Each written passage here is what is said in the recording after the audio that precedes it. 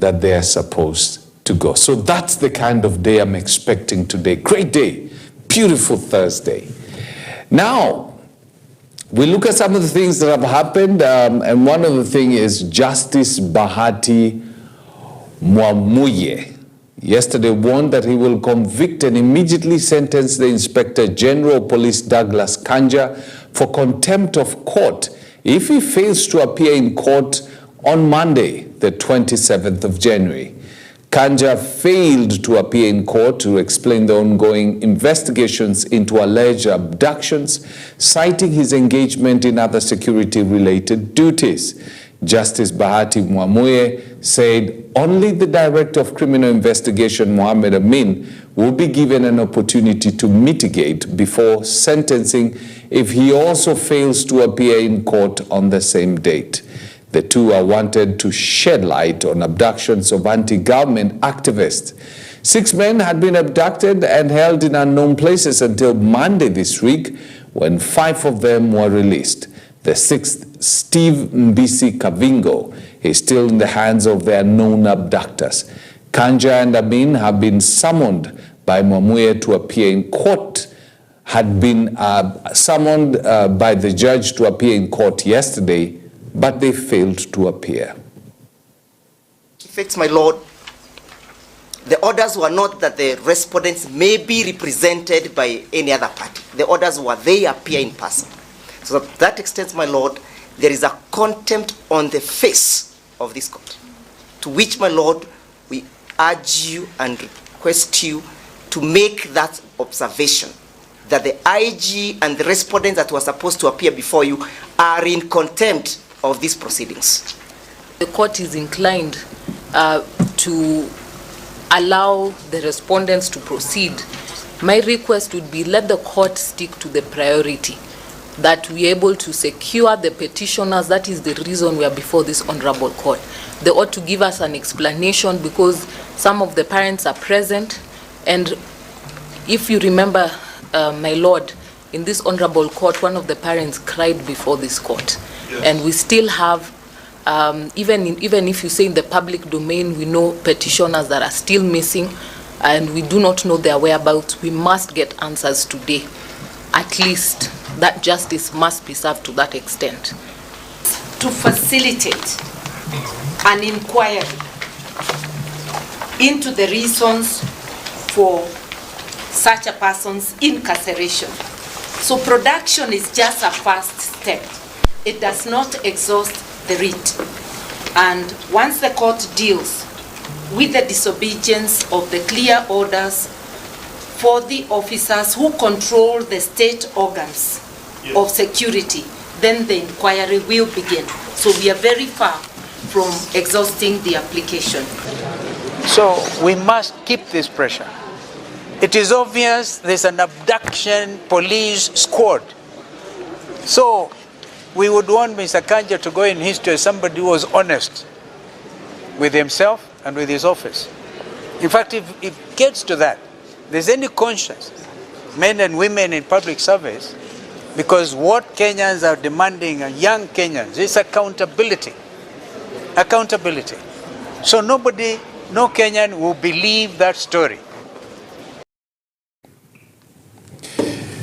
Yeah, my director, Alice, is telling me the colors that I've worn basically match the background that I have on this side. There's a lot of yellow, green. Hala, Mama Kaya. Anyway, it's good that, you know, some of the abductors were released. But yeah, I totally agree with the court. The officials should go and before the court. No one is above the law. Now, St. Anne's School principal found herself in hot soup after students were captured camping outside in the dark over fees arrears.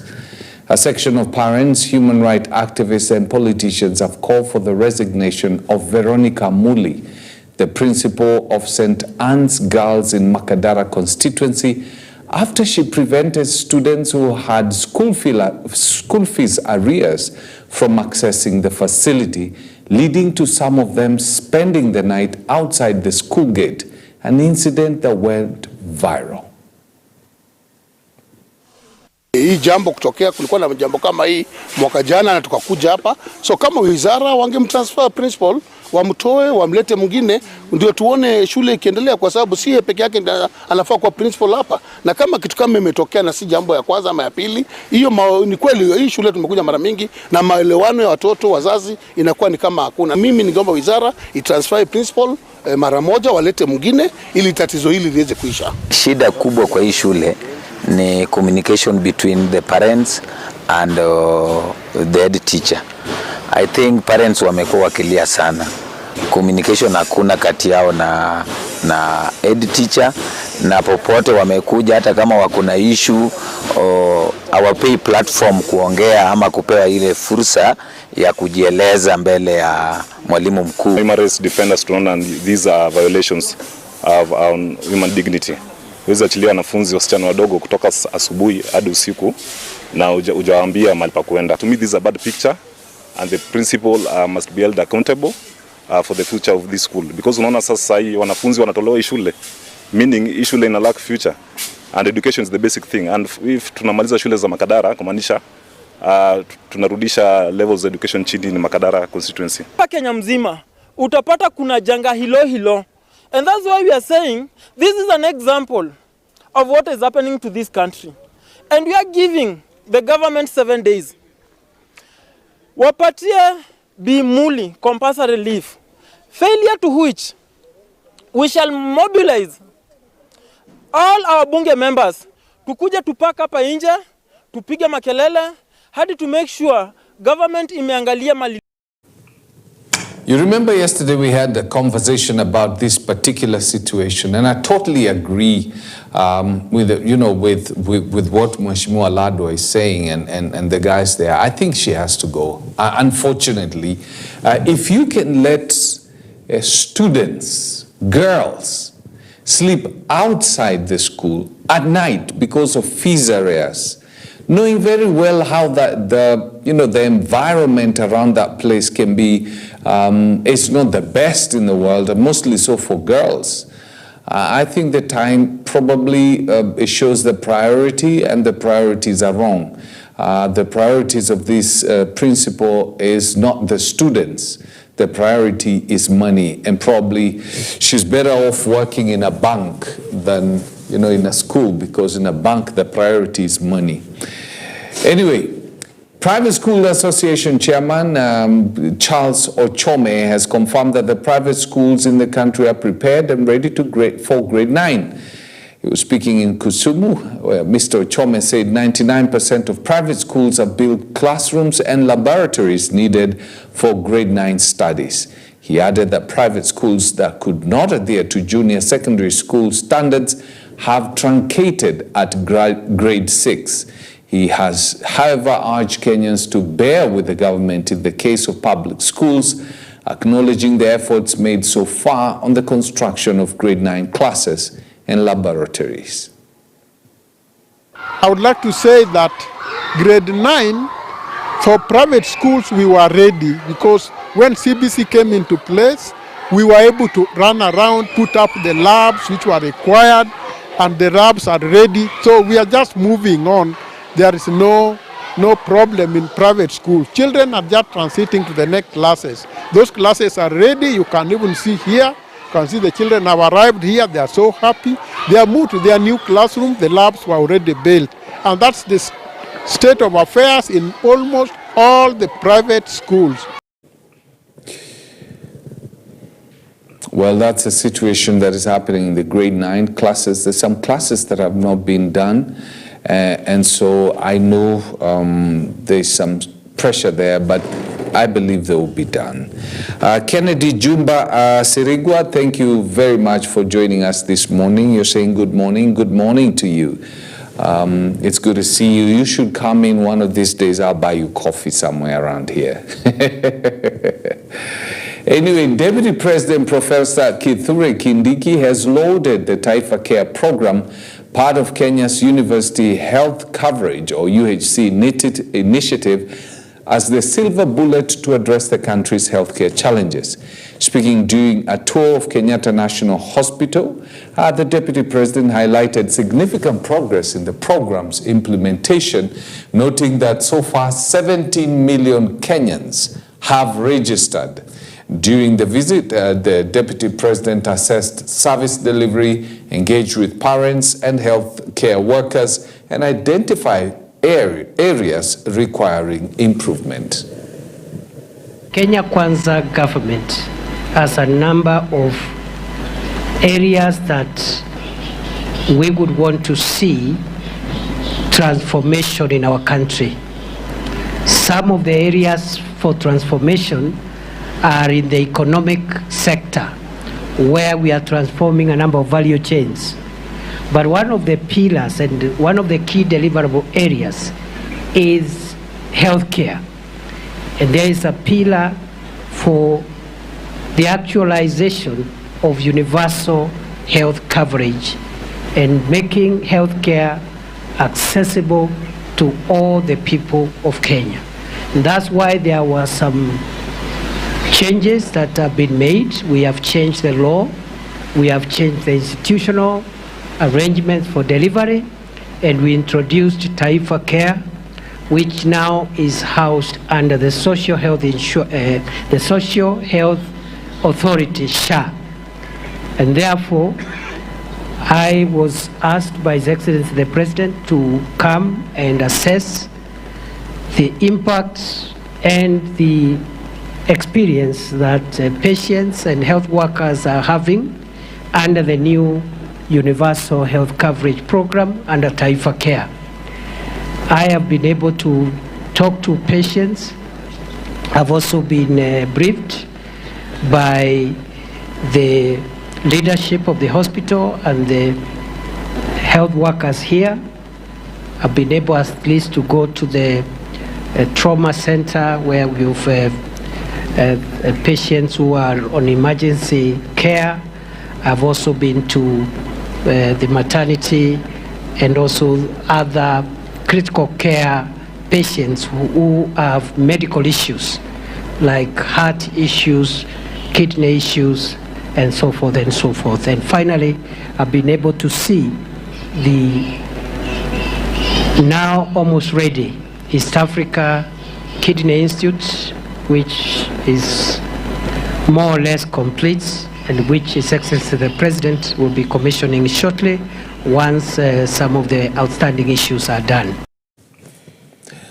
All right. The government will build more dams to support farmers in the North Rift. Water Cabinet Secretary Eric Magar says that the region's agricultural potential is yet to be fully exploited due to water shortages. He spoke when he inspected water projects in Uasin Gishu County. President William Ruto is expected to launch a number of development programs in the region starting today. The Water CS said a shift from reliance on rain-fed agriculture will make Kenya more food secure, create more employment, and drive the country's economic growth. We are in Uasin Gishu County in preparation of the presidential visit tour of the region to assess development projects. His Excellency will be here tomorrow and the day after tomorrow to assess development projects in water, to assess development projects on roads, to assess technical institutes that are here, and to look at affordable housing as some of his key agenda. On matters water, I will visit the two colonial dams, some colonial dams, and the two sites that His Excellency the President will come in to visit. Notable projects include the Moise Bridge water supply, Matunda water supply. That is a 1.9 billion project, and the contractor has mobilized, brought some materials on site, and we want to assess progress. On matters irrigation, we have to a tune of around 1 billion projects in the region, including Uasin Gishu, Elgeyo Marakwet, West Pokot, and Nandi counties. Some of the projects that are here, my team and myself will visit like 2 today to just get a feeling of what the contractors are doing. And we are calling upon all contractors that have been contracted legally to undertake these projects. The challenge we have with these contractors is sometimes the projects take too long to complete, And that is what, as a ministry, we are saying we will not tolerate. We are calling upon consultants who are tasked to supervise these projects, to ensure that projects are completed on time, so that the people of the Great North Rift can have actually value for their money. We are also keen to start new projects in the region, water projects. I know of the Soy Navelas project that is coming up to a tune of around 1.7 billion. There is also the Kapsabet sewerage system that is to a tune of $1 billion that is coming up in the next few months. These are some of the projects we have gotten funding from African Development Bank to elevate water connectivity in the region and ensure the people have dignified sanitation services. We are calling upon people in the region to accept these projects.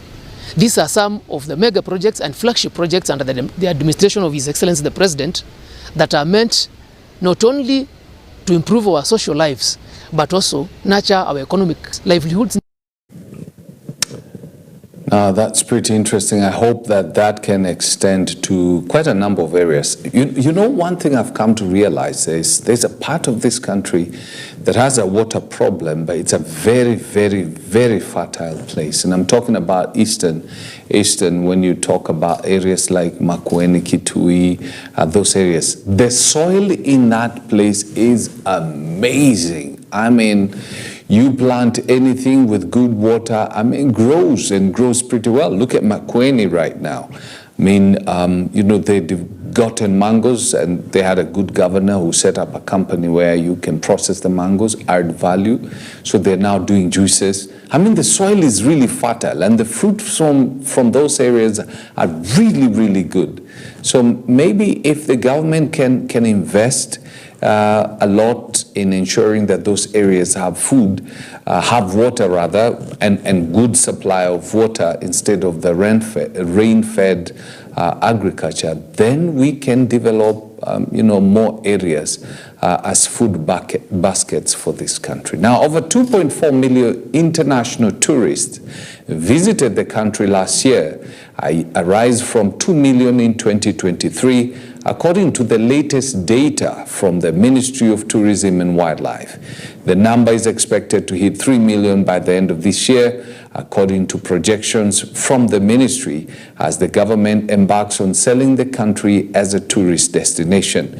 This came as the ministry announced that the Electronic Travel Authorization, ETA, would now be available to all countries in Africa as part of increasing the number of tourists.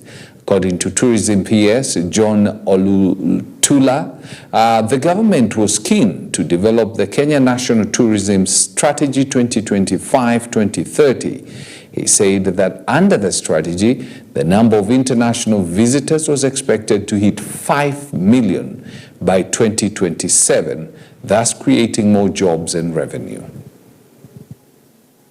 As I indicated, of course, there is that growth which has been consistent. By end of 2022, our numbers were standing at around 1.4 million. But you can see the growth kept on going up. By end of 2023, we were at 2.06 million tourist arrivals. That's international arrivals. Currently, we're just waiting for the final report from the TRI and other stakeholders that they normally partner together in compiling the data. That's Immigration, National Bureau of Statistics. We are expecting that data to be finalized, but we anticipate it to be between 2.3 to 2.4 million by end of this, by end of last year, which is actually 2024. But our target is much more higher than that, because we really intend to probably reach 3 million by end of this year and at least 5 million by 2025. Following the discussions we had, and we must take also this opportunity to thank the Economic Commission for Africa for the support they are giving us to re-engineer our tourism sector. We want to come up with a roadmap that will guide us through this process. By the end of the meeting on Friday, we'll be very clear what we need to do. and also assign the various responsibility to various players as we go through this process. I think I want to assure you that we have a rich participant data bank, in the sense that all these, our participants here, they have a diverse experience, they have a diverse input in terms of supporting the growth of tourism. Now, this is a story that, brought some warmth in my heart, as over 50 mothers who had been detained at Thika Level 5 Hospital due to unpaid maternity bills after the Kiambu government granted them waiver totaling 6 million and allowed them to go home. Governor Kimani Wamatangi cleared their debt, which has accumulated to approximately 6 million shillings, ensuring the mothers reunite with their families. The mothers who remained at the hospital during the Christmas and New Year period also received monetary support from Embakasi North MP James Gakuya. Each of the released mother went home with 10,000 shillings to support their livelihoods. Speaking to the reporters, the mother said they were unable to raise the money and that they did not have any health insurance scheme after the Linda Mama that was covering maternity bills stopped working, while others had difficulties registering in the SHA program. As I indicated, of course, there is data growth which has been consistent. Kuja hapa kuhakikisha kwamba pia nyinyi mmerudi nyumbani ndio muungane na familia zenu.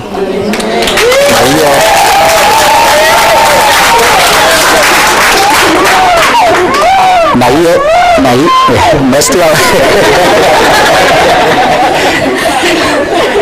najua mtoto akifurahi sana, si hata ukifurahi sana unalianga. So hili ni jambo ambalo tulikuwa tumepanga hata kabla ya Christmas. Tulikuwa tumetengeneza majina yenu, tulikuwa tumeanza hiyo process. Tumeangalia wale ambao hawawezi wakajilipia bill ya hospitali, na tukaanza hiyo process, lakini ikachukua muda kidogo, sababu tulikuwa tunataka kuwa na uhakika kwamba wale watu wako kwa list kwa uhakika wanahitaji msaada. Uliza counties ziwe zikifanya jambo kidogo na kule kumekwama, tuangalie binu za kuwevu hizi bilu kama hivyo, kwa sababu ukienda hata kama ni Kenyatta National Hospital, ukikwamba pale na ujulikana hauna mapato ya kulipa, unapewa waiver na unaenda nyumbani. Kwa hivyo nimshukuru gavana wa Kiambu kwa hatua amechukua leo, na nimuulize kwa heshima kuendelea mbele. Tusiruhusu wa mama kukaa kama wako kwa sel kwa muda mrefu kama hawa. Watoto ni baraka, na tukipata baraka kama hizi ni mzuri, tunazipokea kwa vishindo na ndelemo. Kwanza nitangaze na niseme, kwa hiyo muda wote ambao ulikuwa hapo mbele watu walikuwa wanatumia mambo ya NHIF, na hapo mbeleni bado kulikuwa na Linda Mama kwa sababu ya wajawazito wenye wanakuja kujifungua, lakini national government hiyo yote ilikuja ikaleta matatizo kwa sababu Linda Mama iliondolewa, na hiyo NHIF imekuwa replaced na afya bora, lakini kuna matatizo. All right, we'll take a short break, and then when we come back, we'll look at the newspapers, what the headlines are screaming out today.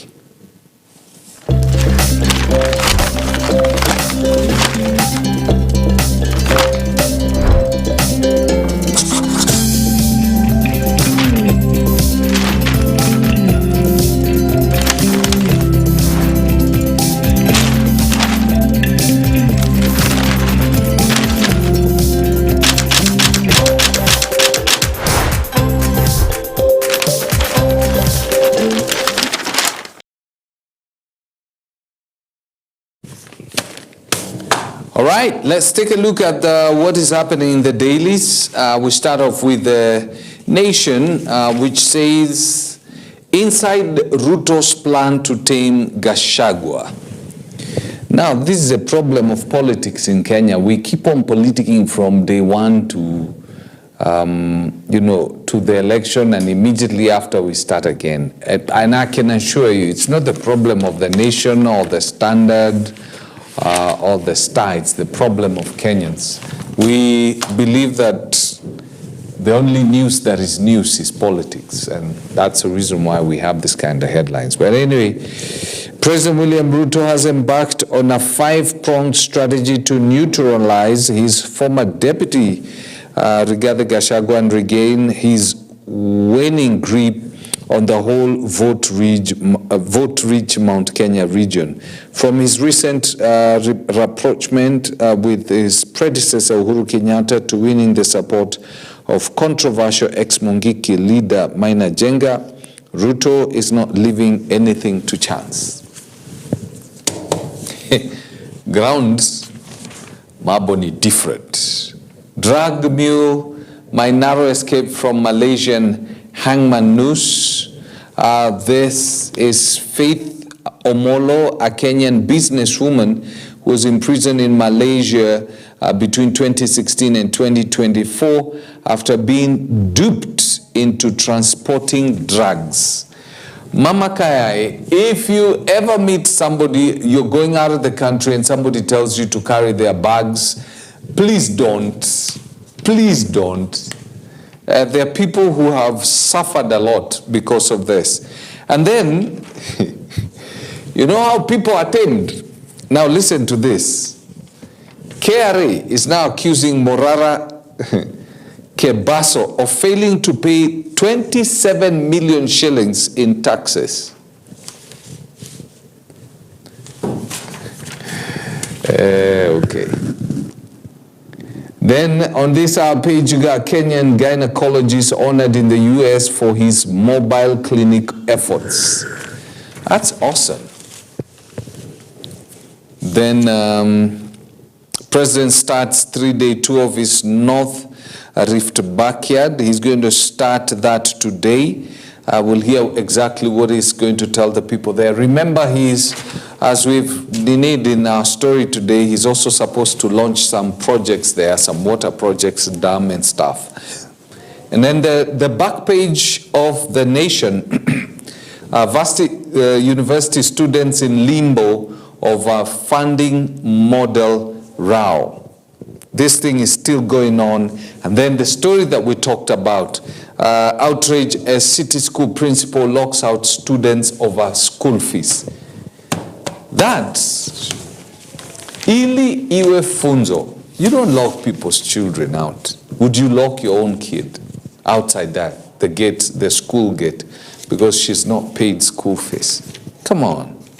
The Standard newspaper shows the new faces of impunity. You have the Inspector General and the Director of Criminal Investigations, who failed to appear before the courts yesterday after being summoned, and now they've been told if they don't appear on, I think it's towards the end of this month in court, the Inspector General will be sentenced, and the Director of Criminal Investigation will be given some time to defend himself, and then Mashagere. So you have KCSE results out anytime from today as Ruto jets back. So KCSE exams, before they are released, they have to be handed over to the president's tradition, surrendered to the president, and then announced. So brace for today, KCSE results might be coming out. Then we have families in agony as 4 abducted Mlolongo friends remain missing. Then on the back page, on the page 4, you have impunity on display as police bosses ignore court summons. Then Speaker Kingi rejects requests for Senate special sitting to discuss abduction. Then Inspector General of Police can be held liable for officers' errors. Joho warns state online critics as Kindiki calls for youth mentorship. Why are you warning? I mean, we're in a democracy. There's something called the right of speech, where if what you're doing is not right, if I'm not happy, I'm the one who elected you, I'm your boss. I'm the one who elected you. So if I'm not happy with the way you're doing whatever it is you're doing, I have a right to express myself. Obviously not insulting, or, we're supposed to use decent language, but we can critique what you're doing if you're not doing what you... Furthermore, isn't Joho the same guy who used to call the president all sort of names? Criticizing the performance of the president and calling him names that I wouldn't mention here. Now he's the one who's telling people don't do it just because you're at a position where you're enjoying the ching-chings. Come on, man. And then let's look at the Star. We have ex-IG Koome to face trial over police brutality. Where? Court rules the Inspector General can be held personally responsible for actions that officers under him basically execute. So he can be held liable for the misbehavior of the officers who are under him. And Koome is going to face it. And then we have page 2, how Gachagua holds sway in Ruto's future. The state announces recruitment of jobs in the UAE, and the Russia Academy rises from the ashes of fire tragedy. By the way, did they ever tell us what caused the fire and all that stuff? Jog my memory. Then petitioners want Ishongwa Atuoli summoned over abduction remarks, relief for protesters as judge strikes blow for human rights. And then budget, NYS, police and teachers dominate Ruto's 430,000 jobs plan. Then the back page, Kimanzi upbeat, national coach believes Harambee Stars have what it takes to change tide. Okay, let's hope that finally we're going to have some good news coming from football. Kenyan football, by the way, not just, because for a very long time we've been waiting to get something positive, at least our national team winning something or, doing something worth talking about. You move around in the city and people are talking about the Premier League, the Liverpools of this world, the Arsenals, the Manchester Cities of this world.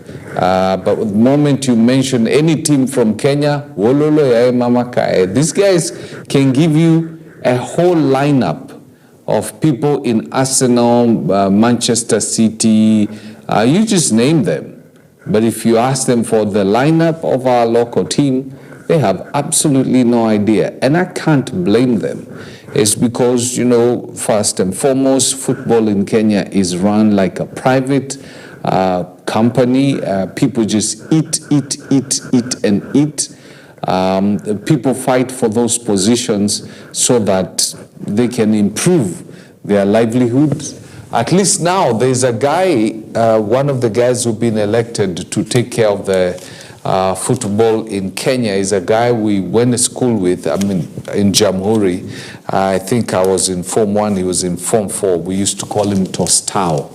And Tostao is now one of those guys who's taking care of that. Tostao basically is a name, if you know your football, Brazil football, there was a player called Tostao, who's really good dribbling and doing his thing, and this guy was that good. And so let's hope, being a guy who's operated within the football scenes for a long time, he's going to do something about improving the quality and standard of football in Kenya, so that even footballers can start living on their gift, just like marathoners are living millionaires in Kenya. Athletics All right? We bring the curtains down on the show. Don't forget, at 9, we're going to have Your Faith today. Reverend Felix Kavoy is going to be hosting a very beautiful couple, both of whom sing, by the way. So I don't think they need a radio in their home. The only thing they need is EBN TV so that they can see themselves sing. So they're going to be here this morning from 9, and then from 2 p.m. Remember, Manukato is going to come in. Great stuff coming up. So don't go away.